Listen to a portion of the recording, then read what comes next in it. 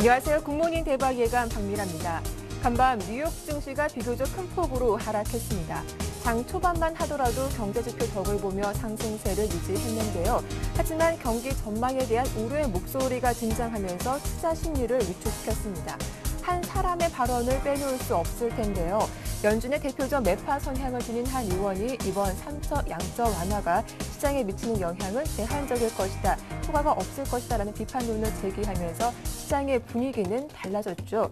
여기에 대표적인 경기 민감주로 꼽히는 캐터필러와 페덱스가 향후 수익 전망에 대해서 우려를 표시한 점도 시장에는 악재로 작용을 했습니다.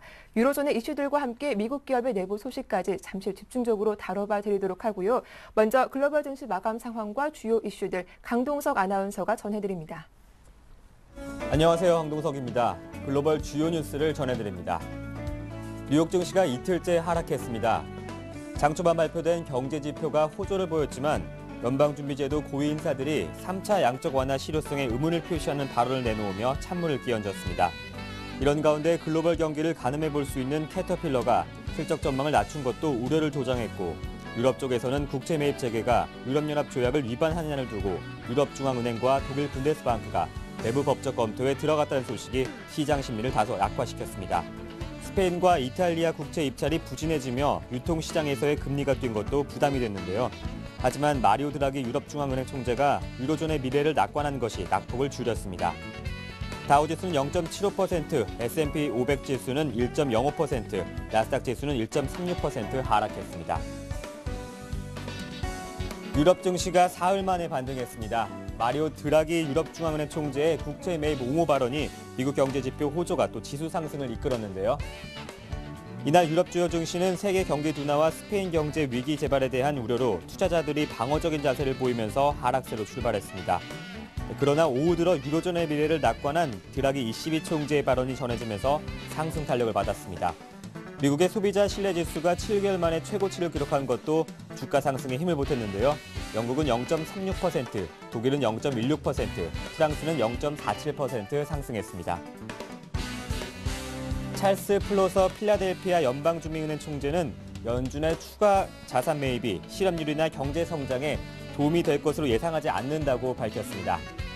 미국 연방준비제도 내에서 대표적인 매파인 플로서 총재는 한 연설에서 추가적인 자산 매입이 성장이나 고용에 혜택을 주는 것을 보기는 어려울 것이라며 점증해온 통화정책 완화가 적절하지도 않고 현재 여건에서 효과가 있지도 않을 것이라고 믿는다고 지적했습니다.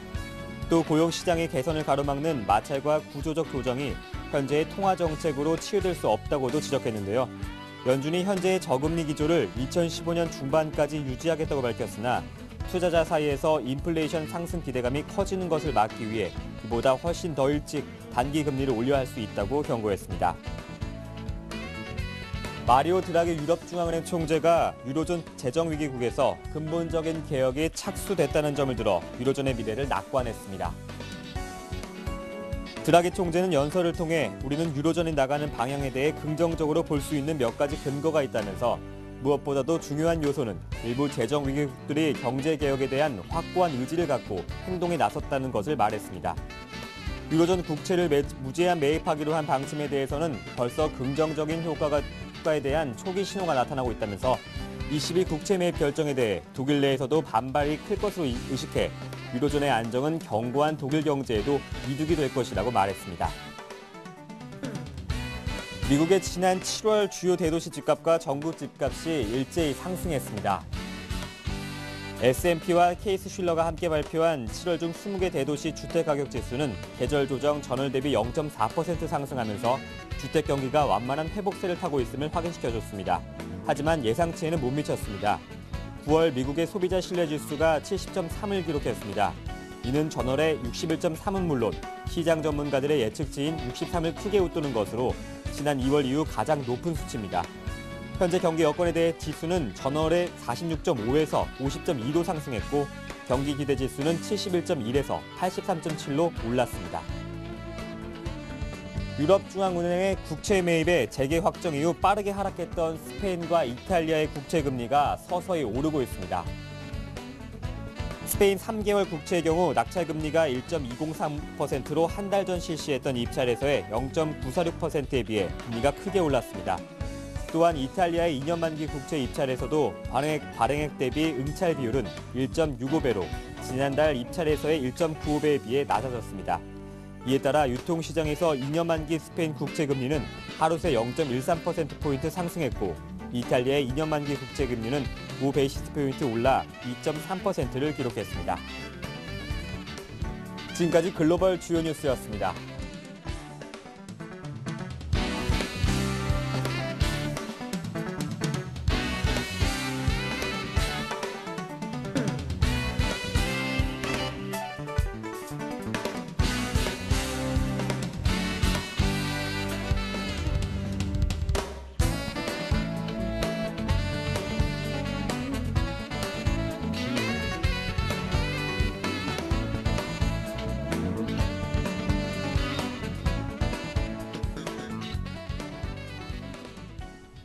네, 글로벌 핫이슈 인백스 투자자문의 이현민 본부장과 함께 살펴보겠습니다. 안녕하세요. 네, 안녕하십니까.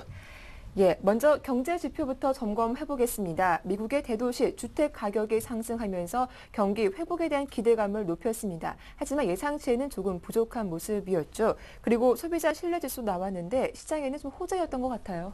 그렇습니다. 소비자 신뢰지수는 예상치를 뛰어넘었고요. 네. 주택 지표는 예상치보다는 조금 좀 못 미쳤습니다.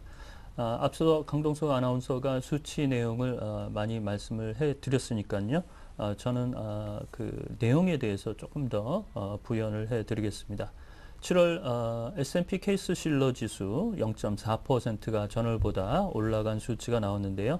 이 S&P 케이스 실러 지수는 미국의 전체 지역에서 20대 대도시를 추출해서 평균으로 주택 가격을 낸다라고 볼 수가 있겠습니다.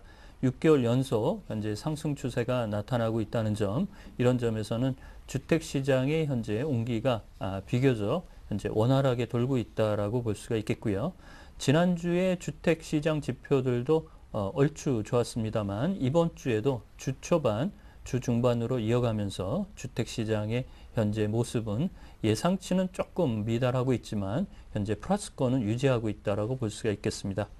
연방주택금융청도 7월 주택가격지수를 발표를 했는데요. 0.2% 전월보다 상승을 했고 190.1로 집계가 됐습니다. 예상치는 0.6%를 점쳤었는데요.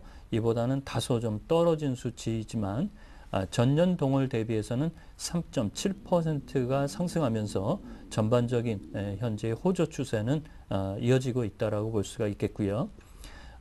현재 그 미국의 전체 자산 중 주택 자산이 차지하는 포트폴리오 비중은 약 30% 전후 수준으로 보시면 되겠습니다. 이런 그 주택 시장의 온기가 경기 선행 지표격인 9월 소비자 신뢰 지수가 소폭 상승하는데도 기폭제가 되는 것으로 보이는데요. 9월 소비자 신뢰 지수는 70.3으로 8월 61.3보다도 좋았고 시장 예상치 63보다도 더 높은 수준을 발표를 했습니다.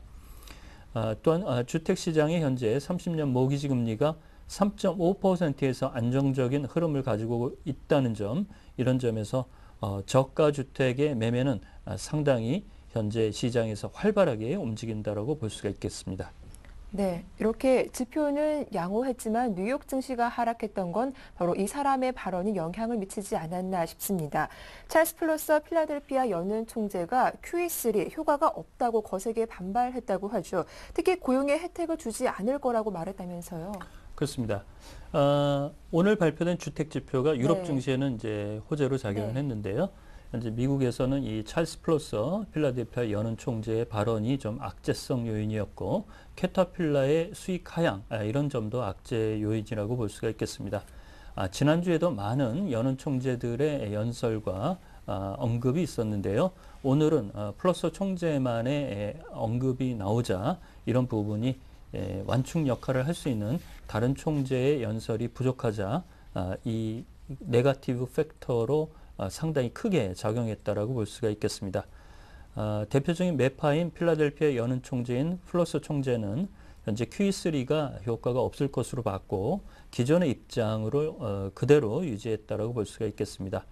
연방은행은 지난 9월 연방공개시장위원회를 통해서 매월 400억 달러의 모기지 담보증권을 현재 매입하는 프로그램을 가동 중인데요.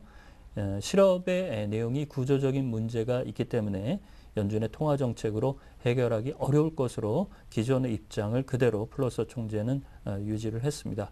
또한 이렇게 유동성이 많이 풀릴 경우 현재 제로금리 수준을 2015년 중반까지 유지하고 있는 연준의 이런 흐름이 오히려 2015년 이전에 출구 전략을 가동할 수 있는 흐름으로 나타날 수 있다는 가능성을 흘리면서 금리를 오히려 올려야 되는 입장으로 돌아설 수 있다라는 비판적 시각을 계속 유지했다라고 볼 수가 있겠습니다. 예, 이렇게 미국의 실업률 하락이 더딘 것은 최근 들어서 고용의 구조적 문제다라는 논란이 계속되고 있는데 어떤 의견이 좀 마찰되고 있는 겁니까? 그렇습니다. 이 고용을 창출하겠다라는 네. 부분, 고용을 창출하기까지 무제한적으로 시장에 개입하겠다라는 비전통적인 연준의 정책이 매우 실험적인 부분이 있기 때문에 이 논란이 계속적으로 현재 나오는 것으로 보입니다. 앞서 말씀드린 찰스 플러서 필라델피아 연은 총재가 이런 부분에 효과가 없다라고 얘기를 하고 있고요. 리치몬드 연은 총재도 이와 비슷한 맥락을 가지고 있습니다. 기업들이 필요로 하는 기술과 지식을 고용을 현재 응모하는 구직자가 가지고 있지 못하다는 구조적인 문제를 현재 지적을 하고 있는데요. 그렇지만 버냉키 의장은 현재 비전통적인 유동성 완화 정책을 통해서 경기 회복과 고용 개선에 효과가 있을 것이다라고 현재 반박을 하고 있고요. 이런 부분은 지난번 잭슨홀 연설에서 경제 성장률을 높이고 양적 완화 카드를 통해 200만 개 이상의 고용을 창출했다는 모형을 제시한 부분이 있는데요.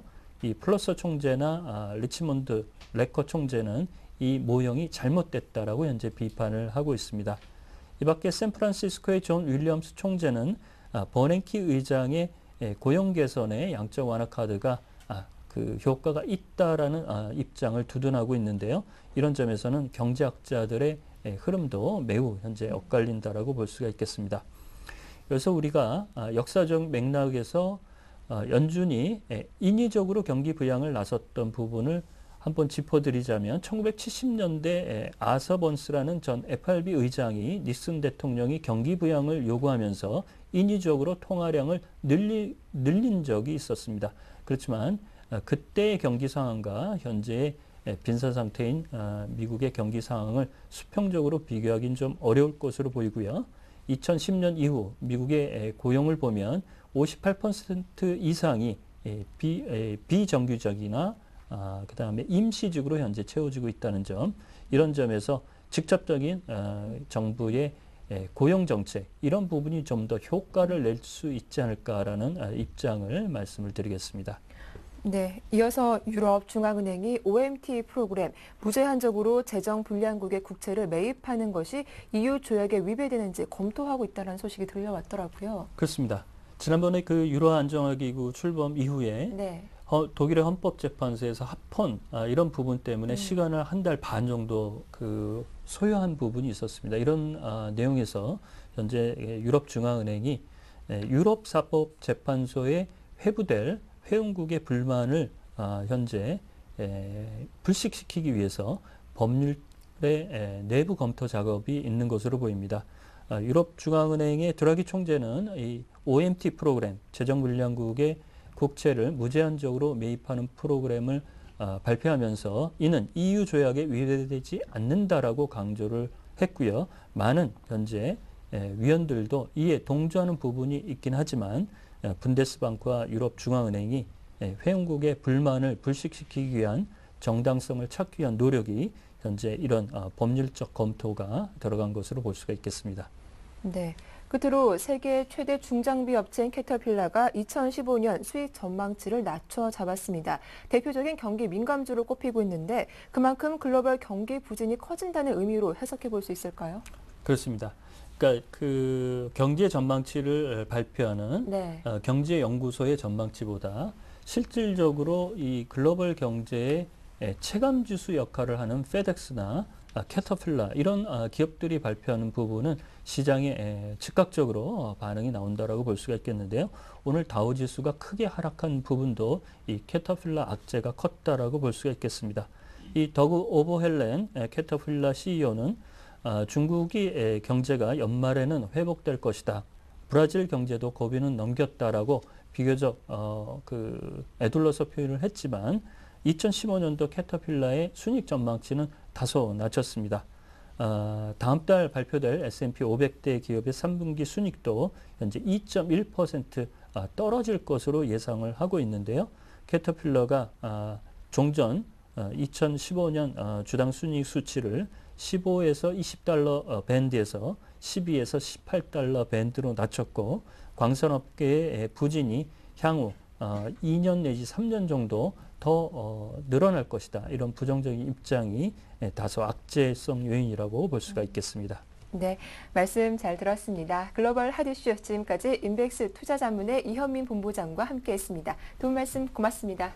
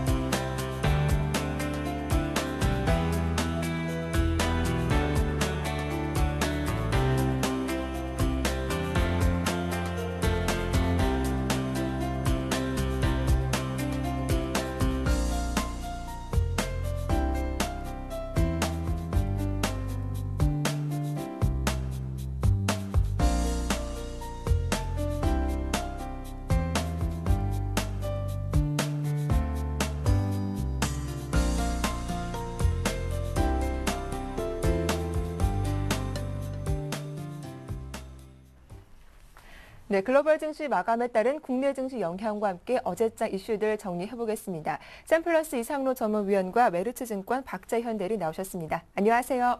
예, 반갑습니다. 예, 먼저 글로벌 증시 마감 상황부터 살펴보겠습니다. 간밤 뉴욕 증시와 유럽 증시 다소 엇갈린 모습이 나왔습니다. 일단 뉴욕 증시 발목을 잡은 건 Q3에 대한 부정적인 언급 때문인데 박재현 대리님 자세한 마감 상황 살펴봐 주시죠. 예, 미국 증시 9월 소비자 신뢰지수가 시장 기대보다는 큰 폭으로 상승했고요. 또 대도시 집값이 넉 달 연속 상승하면서 장 초반 상승세를 이어나갔습니다. 하지만 장 후반 들어서 미국 FRB 찰스 플러서 필라델피아 연방준비은행 총재 발언으로 장 후반에 급락 마감했는데요. 플러서 필라델피아 연방준비은행 총재 발언을 좀 자세히 살펴보면 Q3는 성장이나 고용을 촉진하는 데는 별 효과가 없을 뿐더러 또 인플레이션 기대 심리만 불안하게 만들 것이라는 발언으로 미국 지수 하락 마감했습니다. 다우지수는 101.60포인트 내린 13,457.32포인트 마감했고요. S&P 500 지수 15.26포인트 하락한 1,441.63포인트, 나스닥 지수 43.06포인트 하락한 3,117.73포인트로 마감했습니다. 반면에 유럽 증시는 미국 9월 소비자 신뢰지수 상승 앞서 말씀드렸던 미국 지표 상승으로 상승 마감했는데요. 한 가지 살펴볼 것은 플러서 필라델피아 연방준비은행 총재 발언이 있기 전에 마감했기 때문에 전체적으로 상승 마감한 것으로 보입니다. 영국지수는 0.36% 상승한 5,859.71포인트, 프랑스 지수 0.47% 상승한 3,513.81포인트, 독일 지수 0.16% 상승한 7,425.11포인트 마감했습니다. 네, 이렇게 뉴욕 증시는 전강 후 약의 모습이 나왔는데 어제 국내 증시도 오후장 갈수록 낙폭을 키워주는 모습이었습니다. 이상로 전문위원님, 그럼 오늘 국내 증시 중 이 글로벌 증시 영향을 어떻게 받을까요?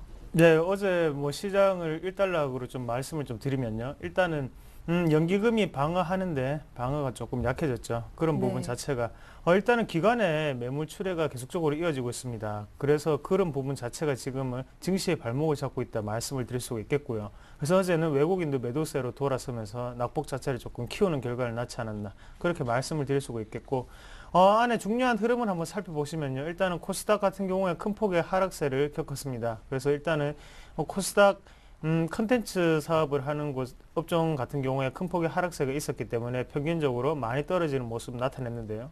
그럼 우리가 지금 여기서 한번 살펴보셔야 되는 거는 코스닥에 있던 기관의 거래 대금 자체가 코스피로 다시 이동해 가느냐 그 점을 한번 좀 살펴보셔야 됩니다. 일단 10월달 같은 경우에는 모든 증권사들이 약간은 긍정적인 영향을 다 전망을 하고 있는데 그만큼 지금은 코스피로의 어느 정도의 거래대금 자체가 이동을 하는지 여부를 꼭 살펴보시는 게 좋겠고요. 어제 같은 경우에는 일단 코스피 같은 경우에 관망세가 조금 나타났고 코스닥 같은 경우에 일단은 거기에 거래대금 자체가 빠졌습니다. 이 돈 자체가 어디로 흘러가는지를 꼭 한번 살펴보시는 게 가장 큰 체크 포인트가 돼야 된다. 그렇게 말씀을 드릴 수가 있겠고요.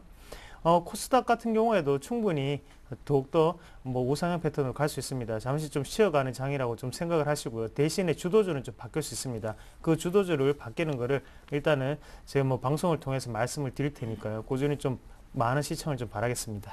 네, 먼저 코스닥의 거래 대금이 코스피 대형주로 좀 전이되는지 이 부분을 눈여겨보자라고 말씀을 해주셨는데요. 이상로 전문위원님이 앞서 말씀하신 것처럼 어제 코스피는 2,000포인트를 하회하는 모습이 나왔습니다. 무엇보다 코스닥 쪽의 급락이 더 크게 나왔던 하루였던데 박재현 대리님 어제장 마감 상황 살펴봐 주시죠. 예, 어제 전일 코스피 시장 유럽 그런 재정위기 리스크가 재부각됐고요. 네. 또 그동안 지수를 받쳐왔던 외국인들이 소폭 매도세로 전환하면서 코스피 지수 12.03포인트 빠진 1991.41포인트 마감했습니다. 투자자 동향을 살펴보면 개인이 78억 매수했고요. 외국인이 123억 매도, 기관이 839억 매수를 기록했습니다. 코스닥 지수 또 살펴보겠습니다. 네. 어제장은 코스피 지수보다 코스닥 지수 낙폭이 조금 더 심한 모습을 보여줬는데요. 많이 오른 종목에 대한 기관의 그런 투신의 차익 실현 물량이 나오면서 어제장 코스닥 9.32포인트 빠진 522.96포인트 마감했습니다.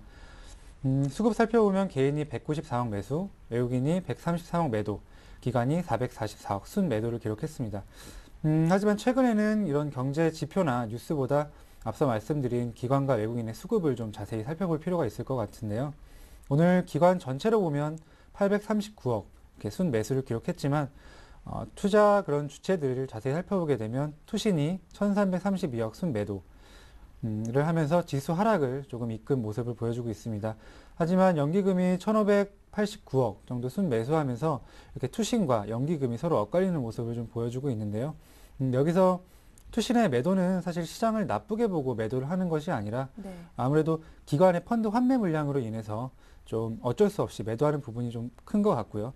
그렇기 때문에 최근에 이제 투신에서 물량이 나오는 부분을 투자자분들께서는 좀 걱정하실 필요는 없을 것 같습니다. 또한 연기금이 어제 2천선 밑에서 좀 받쳐주는 모습을 보여주고 있는데요. 최근에 흐름을 보게 된다면 연기금 쪽에서 2천선 밑에서는 좀 주식을 늘려나가는 그런 전략을 취하고 있지 않나 그런 생각이 들고요. 외국인은 오늘 소폭 매도 우위를 보였는데요.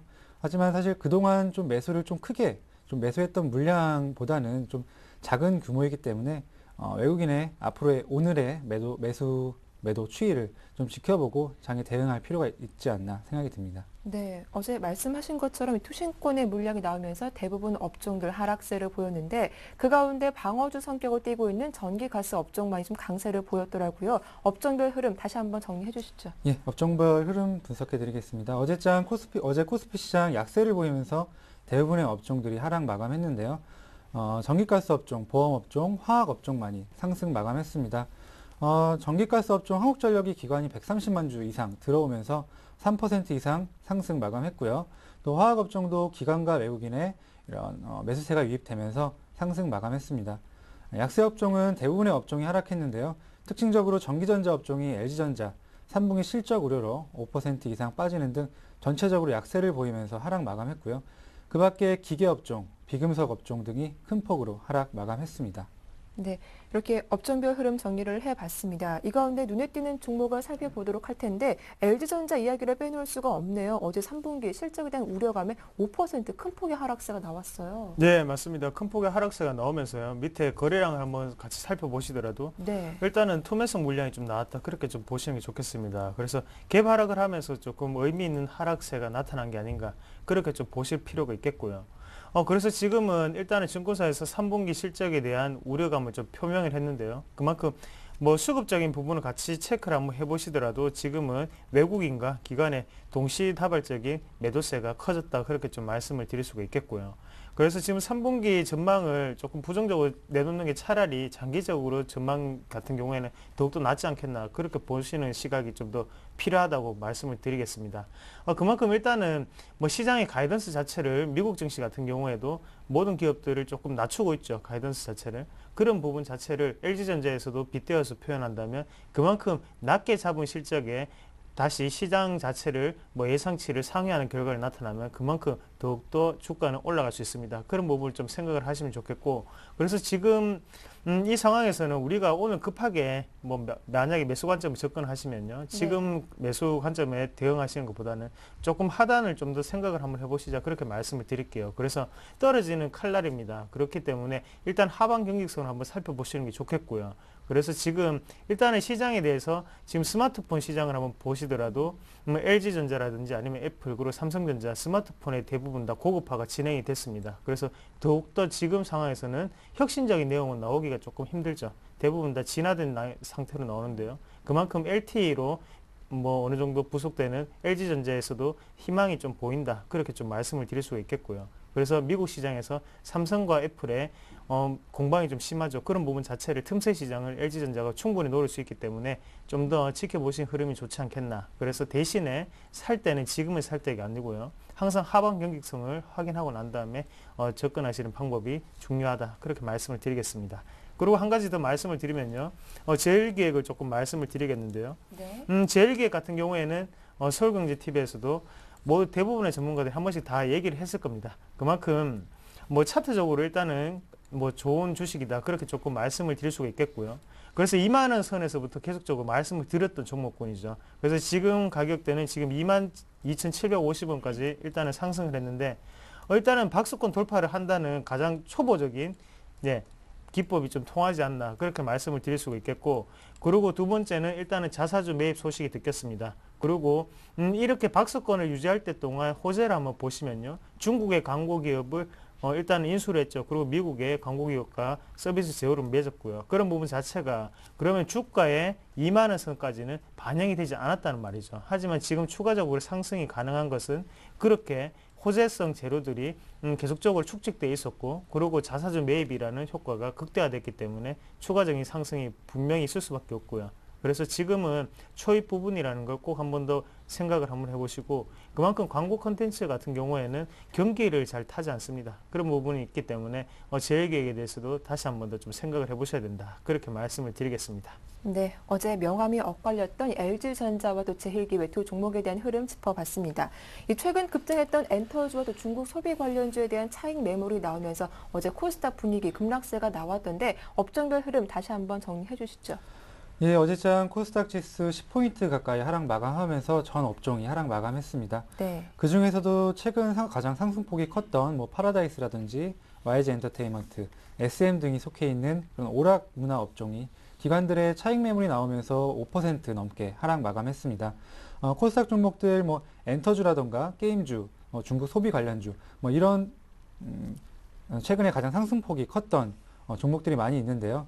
이제는 어느 정도 좀 조심해야 될 때가 되지 않았나 하는 생각이 듭니다. 지금까지는 이런 업종들이 물론 실적도 좋았지만 실적보다는 수급과 테마를 등에 업고 상승하는 경향이 좀 있었는데요. 하지만 오늘 코스닥 업종 기관의 차익 실현 물량이 어느 정도 나오고 있기 때문에 이제는 이런 주식들이 적당한 밸류에이션을 가지고 있는지 한번 더 점검해 보시고 한번 투자해 보시는 전략이 필요할 것 같습니다. 예, 이상로 전문위원님, 어제 이 네. 시간에도 YG 엔터테인먼트 흐름 살펴보면서 시총 1조 원 돌파하는지 여부가 상당히 중요하다라고 말씀하셨는데 어제 장중 변동폭이 상당히 컸던 것 같아요. 네, 맞습니다. 뭐 가격을 계산해 본 분들은 아시겠지만요. 네. 96,800원이 딱 9,999억입니다. 예, 어. 그만큼 딱 그런 부분 자체에서 1조를 돌파한다는 것 자체는 메이저급의 세력이 아니면 상당히 돌파하기가 힘들고요. 그리고 이때까지 코스닥 역사상 이렇게 1조를 단순간에 돌파했던 기업은 아무 때도 없었죠. 그만큼 1조는 어떻게 뭐 요즘 말로 하면 넘길 수 없는 벽이라고 하죠. 그만큼 힘든 저항 구간이다. 그렇게 좀 말씀을 드릴 수가 있겠고요. 그리고 왜 그 말씀을 좀 드렸냐, 어제 왜 말씀을 드렸냐면 SM을 한번 같이 보겠습니다. SM을 한번 같이 보시면요. SM 같은 경우에 5만 원대가 보시면 1조를 돌파했던 그 구간이거든요. 한번 보시더라도 1조를 돌파하기까지 상당한 시간이 걸렸습니다. 그래서 YG 엔터테인먼트 같은 경우에는 지금의 흐름을 타고 빨리 돌파할 수는 있겠죠. 하지만 어느 정도의 시간은 분명히 필요할 수밖에 없다. 그렇게 말씀을 드릴 수 있겠고요. SM 같은 경우에도 1조를 마지막에 이 부분에서 돌파를 하고 난 다음에 이제는 안 떨어지는 모습을 보이는데요.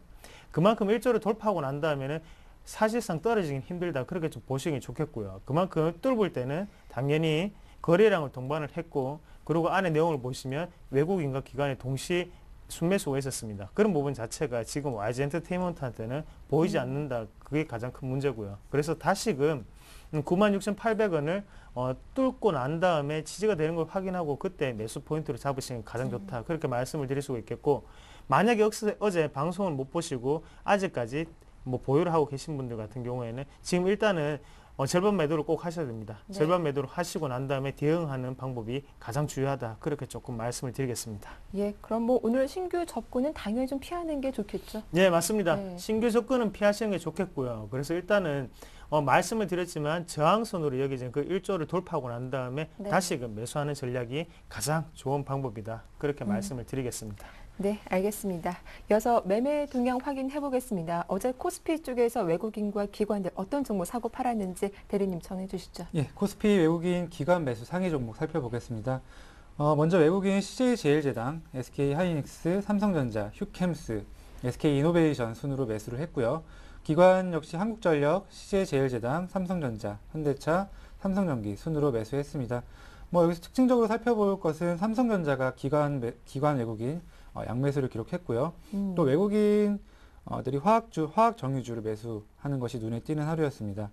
삼성전자 이번 주 전고점 돌파 여부를 한번 주목해 볼 필요가 있을 것 같은데요.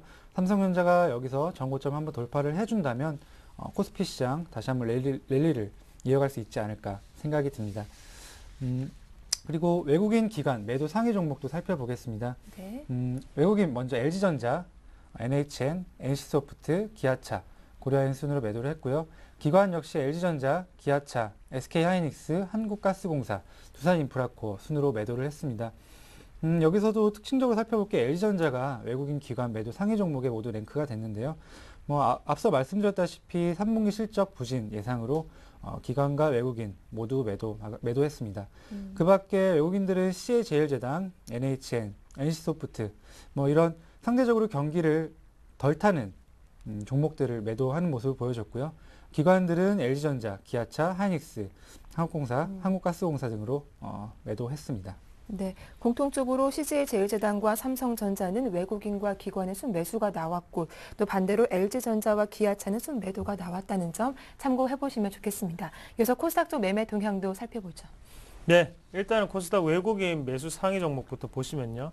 네오위즈 게임즈, 그리고 바이오랜드, 그리고 제니, 오픈베이스, 이지 같은 종목군을 매수를 많이 했죠. 그리고 기관 같은 경우는 멜파스, 인터플렉스, 코오롱 생명과학, DNA링크, 실리콘웍스를 매수를 많이 했는데요. 자, 일단은 오늘 같은 시장에서는 일단은 외국인과 기관의 어느 정도 공통적인 키워드는 보이지 않습니다. 그만큼 지금 추석을 앞두고 관망세가 조금 어느 정도는 좀 심화되지 않겠나 그렇게 말씀을 드릴 수 있겠고요. 그런 부분은 좀 자체를 조금 인식을 하시고 난 다음에 조금 쉬어갈 수 있는 그런 시장이 되었으면 좋겠다. 그렇게 말씀을 드릴 수가 있겠습니다. 그래서 시청자분들 같은 경우에도 무리한 매수보다는요. 일단은 추석을 앞두고 있죠. 어느 정도 기분 좋게 보내려면 우리가 일단은 무리한 투자보다는 지금은 현금 보유 전략이 좀 더 중요하지 않겠나 그렇게 좀 말씀을 싶습니다. 그리고 매도 상위군을 한번 좀 살펴보시면 외국인 같은 경우에는 셀트리온, 그리고 YG 엔터테인먼트, SM, 모다정보통신 같은 종목군을 좀 매도를 많이 했고요. 그리고 기관 같은 경우는 YG 엔터테인먼트, 제니, 파라다이스, 컴투스, CJENN 같은 종목군을 매도를 많이 했습니다. 네, 말씀 잘 들었습니다. 지금까지 샘플러스 이상로 전문위원과 메르츠증권 박재현 대리와 함께했습니다. 두 분 모두 수고 많으셨습니다. 네, 고맙습니다. 고맙습니다.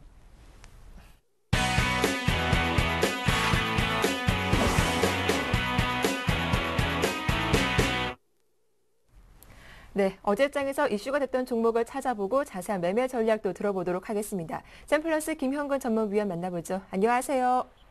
네, 안녕하세요. 예, 어제 코스피 전반적으로 관망세가 짙은 가운데 눈에 띄는 종목이 있었더라고요. 먼저 어떤 종목 살펴볼까요? 예, 먼저 좀 시장은 좀 약간 어제 좀 하락을 했는데, 네. 이 동영목 같은 경우는 상당히 좀 강한 상승을 보여줬었는데요. 한 5% 가까이 상승을 했었는데, 바로 이제 한전 KTS라는 종목을 좀 체크해 보도록 하겠습니다. 네. 최근에 이제 한국전력의 지분 매각 9월 11일이었죠. 그때 지분 매각으로 인해서 단기적인 좀 하락을 좀 보여줬었습니다. 그 이후에 다시 주가가 좀 회복되는 그러한 모습을 좀 보여주고 있는데, 일단 한국전력 측에서 5% 지분 매각을 했는데요. 연내에 한 10% 정도의 추가 지분 매각이 좀 예상이 되고 있습니다. 올해 그 매각을 하겠다고 이미 밝혀놓은 상태인데요. 그래서 앞으로의 추가적인 그러한 지분 매각이 예상이 되기 때문에, 일전에 좀 나타났던 9월 11일 날 나타났던 그러한 현상이 아마 지분 매각이 있을 때, 비슷한 현상이 좀 나타나리라고 예상을 하고 있습니다. 그래서 최근에 주가가 다시 좀 강하게 회복되는 부분도 곧 다시 한 번의 지분 매각을 좀 앞두고 있는 상황이 되고 있다, 이렇게 좀 예상이 되고 있습니다. 그래서 일단은 오늘 이 종목에 대해 체크를 하지만 뭐 매수의 관점보다는 그러한 현상이 나타날 때 지분 매각을 또 발표를 하게 되고 그러한 블록딜을 하게 될 때 주가가 좀 단기적인 하락을 보여줄 때 그때 한번 관심을 가지시기를 바라는 마음에서 점검을 좀 해보도록 하겠습니다. 동사 같은 경우는 한국전력 소속의 발전 설비 전문 회사죠. 네, 이러한 부분들이 이제 최근에 약간 올해 이제 실적적인 부분 매출이 좀 약간의 예상했던 부분보다 지금 현재 적은 이유는 바로 이제 요르단 발전소 부분인데요. 계약이 예상보다 좀 지연되고 있는 부분이죠. 네, 하지만 이제 이러한 부분들이 이미 언론에서 좀 보도된 바대로 동사가 이제 운영이라든가 유지보수라든가 이런 조달을 하기로 이미 예정이 돼 있기 때문에 계약 체결하는 부분은 시기의 문제, 이러한 부분이다 이렇게 판단이 되기 때문에 크게 뭐 우려되는 사항은 아니라고 보고요. 그래서 실적적인 부분도 우려할 사항은 아닌 것 같고 이러한 계약, 요르단 부분 계약이 연내에 체결되리라고 보고 있습니다. 그래서 그러한 부분은 조금 우려할 부분은 아닌 것 같고요. 그리고 이제 배당적인 부분도 좀 기대를 해볼 수가 있는데 그 한국전력 이사회에서 이제 요구한 요금 인상에 대해서 기대치에는 조금 못 미치는 그런 요금 인상을 하게 됐죠. 그러다 보니까 이제 수익성이 높은 자회사들에 대한 고배당 요구를 하게 되리라고 보고 있습니다. 그렇다면 이런 상당히 이제 충분한 배당 가능 적립금을 보유하고 있는 동사 같은 경우 별로 이제 그러한 차익 그 배당금에 대한 부담이 별로 없다는 거죠. 재무적 부담이 별로 없기 때문에 충분히 우리가 이제 일반 투자자들 같은 경우에 투자를 했을 경우에 그런 배당 수익률, 배당 성향이 한 70% 정도 유지가 될 거라고 보고 있기 때문에 배당 수익률로 따지면 한 4%가 넘는 수익률. 그렇다면 주당 한 2,000원 정도 이상의 그런 배당금이 좀 예상이 되기 때문에 앞으로의 추후에 배당도 한번 노려볼 수 있는 이러한 종목이라고 생각을 합니다. 실적적인 부분도 1분기, 2분기 뭐 상당히 좋았고요. 3분기 때도 아까 말씀드린 그런 요르단 계약 부분 차질 없이 진행이 된다면 영업이익 같은 경우 한 거의 98% 이상 증가되는 그런 부분이 전망이 되기 때문에 충분히 관심을 가지셔도 될 것 같고요. 다만 접근하실 때 아까 말씀드린 그러한 지분 매각, 추가적인 한 10%의 지분 매각이 남아있기 때문에 그 부분을 좀 확인하고 접근하는 게 좋을 것 같다는 생각이 듭니다. 그래서 따로 매수가는 제시해드리지 않고요. 그러한 블록딜이 나타났을 때 주가가 좀 단기적인 하락을 보여줄 때 그때 좀 매수의 타이밍을 한번 잡아보시기 바라겠습니다. 네, 어제 급등했던 한전 KPS 대응 전략까지 살펴봤습니다. 이어서 살펴볼 종목은 어떤 종목인가요? 네, 다음 살펴볼 종목은 저희 코스닥 같은 경우는 상당히 좀 하락의 폭이 좀 컸었는데요. 네. 그동안 많이 상승했던 종목들 위주로 뭐 책실험 매물을 많이 맞는 그러한 모습들이 나타났었는데 그 구간 안에서도 어제 또 하나 상승을 보여준 바이오스페이스라는 종목을 점검해 보도록 하겠습니다.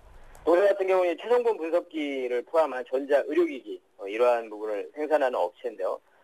뭐 양방이라든가 한방병원, 그리고 스포츠센터, 뭐 건강검진센터 이런 곳에서 폭넓게 그러한 장비들이 좀 사용이 되고 있습니다. 그래서 국내 시장 점유율로 봤을 때는 1위를 지금 차지를 하고 있고요. 세계 시장 점유율로 봤을 때는 2위 정도의 위치를 지금 보여주고 있습니다. 그래서 약간 좀 작은 기업이긴 합니다만 강소기업이라고 봐야 되겠죠. 그런 부분에서 상당히 좀 관심이 가는 기업이고요. 매년 지금 현재 세계 전자의료기기 시장 같은 경우 연평균 한 6% 정도의 꾸준한 성장을 좀 보여주고 있습니다. 앞으로도 좀 기대가 좀 되고 우리가 이제 고령화 사회로 진입이 되면서 헬스케어 관련 쪽의 산업에 분명히 좀 관심을 가져야 되는 부분인데요. 그러한 트렌드에도 좀 맞아 떨어지는 종목이고 그리고 이제 우리가 또 대선이라는 부분도 있는데 대선에서도 계속 이제 노인복지라든가 고령화 복지, 또 치매 관련법 이러한 부분들이 계속 정책적인 부분으로 진행이 되기 때문에 그러한 또 테마의 어떤 형성이라든가 이런 부분도 좀 기대를 해볼 수 있을 것 같습니다. 그래서 이런 변동성을 좀 기대를 해볼 수가 있을 것 같고요. 그런 사업적인 부분으로 봤을 때는 이제 국내에서 펩스, 학생 건강체력 평가 시스템인데요. 그게 이제 종료가 되고 나서 매출이 사실은 약간은 좀 감소하는 부분은 좀 나타났습니다. 하지만 이런 부분들이 신흥국 시장이라든가 해외 펩스 도입 가능성 이런 부분이 좀 성장의 모멘텀이 될 수 있다고 보고 있고요. 현재 미국 지위와 공동 판매를 하고 있는 그런 협약도 체결하는 상태고 급여 인상이라든가 원가 부담 이런 부분이 좀 확대가 되지만 판관비 절감 노력을 통해서 우수한 수익 구조를 좀 보유하고 있습니다. 그래서 현재 순이익률 같은 경우 한 20% 이상 그러한 부분을 보여주고 있고 그리고 이제 부채 비율이 1% 미만 무차익 경영을 하고 있다고 봐야 되겠죠. 이런 우수한 또 자본 구조를 또 보유하고 있기 때문에 그런 안정성과 성장성 그리고 이런 향후의 시장의 흐름, 트렌드에 좀 맞는 종목이다. 이렇게 좀 체크를 해드리도록 하겠습니다. 차트를 좀 보시면서 매매 전략을 좀 살펴보도록 하겠습니다. 최근에 아까 말씀드린 대로 얼마 전에 상한가로 가는 그러한 모습들이 나타났었죠. 그러한 부분들은 약간의 이제 테마성의 그런 흐름이라고 봐야 되겠죠. 요즘 최근에 대선 관련해서 일자리라든가 이런 SNS라든가 이런 쪽의 흐름들이 나타나고 있는데요. 그 관련해서 이제 노인복지 테마 이런 쪽이 좀 약간 형성이 되고 있는 모습입니다. 그래서 앞으로의 추가적인 그러한 변동성을 좀 기대를 해볼 수 있을 것 같습니다. 매수가는 9,050원에서 9,100원, 목표가는 12,000원, 손절가는 8,000원 제시해드리도록 하겠습니다. 예, 어제 코스닥 시장 급락에도 불구하고 강한 상승세를 보였던 바이오스페이스 대응 전략 잘 들어봤습니다. 말씀 고맙습니다. 예, 감사합니다. 지금까지 샘플러스 김형근 전문위원과 함께했습니다.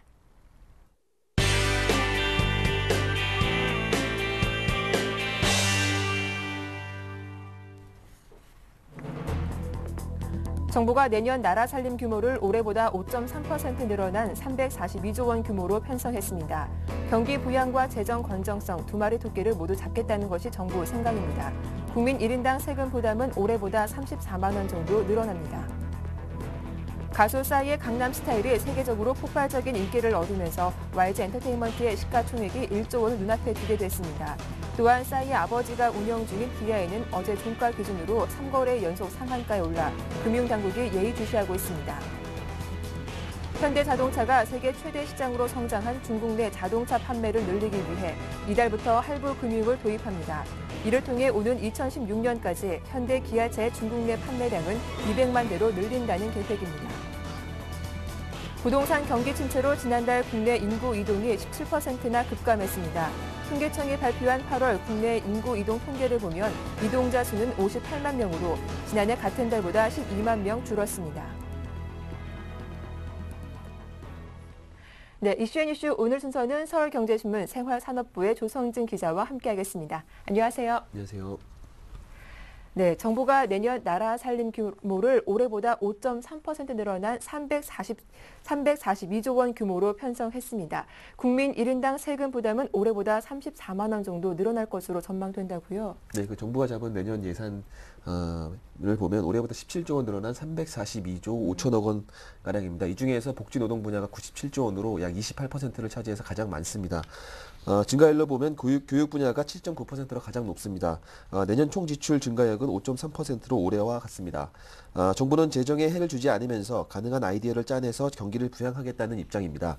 이에 따라서 재정 융자 가운데 6조 7천억 원을 이자 보전 방식으로 바꾸기로 했습니다. 정부가 직접 돈을 꿔주는 대신 금융기관이 빌려주고 정부는 이자를 메워주는 방식입니다. 이렇게 되면 내년 실제 총 지출 증가율은 2%포인트 늘어난 7.3%가 될 것이라고 정부는 설명합니다. 하지만 민간 부분의 한계를 지적하는 목소리가 만만치 않습니다. 김동률 현대경제연구원 수석연구원은 민간 금융기관에서는 융자의 조건을 정부에 비해 까다롭게 할 수 있다면서 그런 점에서 정부가 목표로 했던 융자 목표가 100% 달성하기는 쉽지가 않다고 지적했습니다. 내년 정부가 걷어들이는 수입은 8.6% 늘어난 373조 1천억 원입니다. 네, 다음 소식입니다. 가수 싸이의 영향력이 국내 주식시장에도 미치고 있습니다. 어떤 내용인지 관련 내용 전해주시죠. 네, 싸이 신드롬이 지구촌을 강타하면서 강남스타일로부터 파급되는 경제적인 효과에 관심이 모아지고 있습니다. 네. 가장 민감하게 반응하는 곳은 증시인데요. YG 엔터테인먼트의 25일 주가는 약세를 보이면서 84,500원으로 6.94% 하락했지만 24일까지만 해도 전날보다 14.9% 상승한 98,800원으로 마감했습니다. 특히 싸이의 소속사인 YG 엔터테인먼트 주식의 시가총액은 싸이의 강남스타일이 등장하기 전 4,900원 정도였지만 최근에는 9천억 원에 육박하는 수준까지 뛰었습니다. 불과 2달 사이에 4천억 원에 가까운 상승 효과를 가져온 것입니다. 이런 와중에 또 잠재적인 역기능도 도출하고 있습니다. 한국거래소와 한국상장협의회는 25일 싸이 테마주로 부각된 DI의 이상 급등과 관련해서 투자자들에게 주의를 당부했습니다. DI는 싸이의 아버지인 박원호 회장이 대주주로 있는 상장업체로 아들의 인기가 치솟자 회사 주가가 덩달아 요동을 치고 있는 것입니다. DI 주가는 3거래 연속 상한가를 기록하며 25일 현재 3,645원의 장을 마쳤습니다. 20일 이후 4거래일간 무려 57.52%가 오른 것입니다. 네. 정태영 현대카드 사장이 해외 시장에서 또 한 번의 승부수를 띄웁니다. 미국과 유럽에 이어서 중국의 자동차 금융시장에 진출한 건데요. 해외 성공 스토리를 이어갈지 주목이 되고 있다고요? 네, 제2금융권으로 드물게 해외 진출을 하고 있는 현대캐피탈이 미국과 유럽에 이어서 이번엔 중국에 진출하기로 했습니다. 지금까지 고수해온 현지 최대 기업과의 제휴를 통해서 그 사업을 하는 형식을 그대로 따와서 세계 최대 자동차 시장인 중국을 공략한다는 계획입니다. 해외 시장에서 성공 스토리를 이어온 정태영 사장의 뚝심이 이번에도 빛을 발할지 관심이 모아집니다. 현대캐피탈은 현대자동차, 북경기차 투자 유한공사와 함께 현대캐피탈 중국을 설립하고 금융 서비스를 제공한다고 밝혔습니다. 현대캐피탈 중국은 현지 현대기아차 고객과 딜러들을 대상으로 자동차 할부 금융 서비스를 제공합니다. 초기 자본금은 약 900억 원이고요. 현대캐피탈이 중국 시장으로 눈을 돌린 데에는 현대기아차의 선망이 배경이 됐습니다. 중국은 올 상반기에만 약 960만 대의 자동차가 판매된 세계 최대 자동차 시장으로 현대기아차의 시장 점유율은 8.9%입니다. 네. 끝으로 8월 인구 이동이 26년 만에 최저치를 기록했습니다. 주택 경기 침체 여파 때문이라고 하는데요. 관련 내용 살펴보겠습니다. 네, 주택 경기 침체가 계속되면서 26년 만에 국민의 이동이 최저치 수준을 기록을 했는데요. 통계청 자료를 보면 지난달 국내 인구 이동자는 58만 명으로 지난 1986년 56만 명 이후 26년 만에 가장 낮았습니다. 8월 인구 이동은 지난해 같은 기간에 비해서도 12만 명이나 줄어서 감소폭이 17%에 달했습니다. 통계청은 지난달 주택거래 매매량이 지난해 같은 기간에 비해 35% 감소한 점으로 미뤄 주택 경기 침체가 큰 영향을 준 것으로 보인다고 밝혔습니다. 네, 지금까지 서울경제신문 생활산업부의 조성진 기자와 함께했습니다. 도움 말씀 고맙습니다. 네, 감사합니다. 예, 굿모닝 대박 예감 1부 순서는 여기서 마치겠습니다. 저희는 잠시 후 2부로 인사드릴게요. 고맙습니다.